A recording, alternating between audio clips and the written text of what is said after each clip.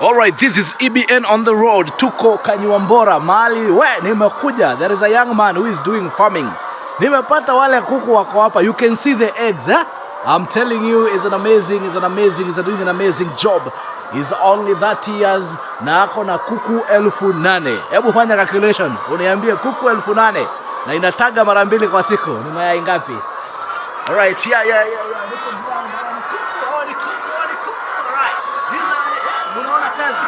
Hii ni mayai ya leo. Hii ya leo na kuku moja inataga siku 2. I'm somewhere in Kanyuambora and I'm telling you, doing this job is doing an amazing job. Anafanya kazi kwa hapo na kuku 8,000 kande and he's one of the sponsors of Embu Festivals, which is coming in December. Kutoka tarehe 12. This guy amesema wacha hizi kuku mnaona, wacha hizi sponsor Embu Festival. See you in December.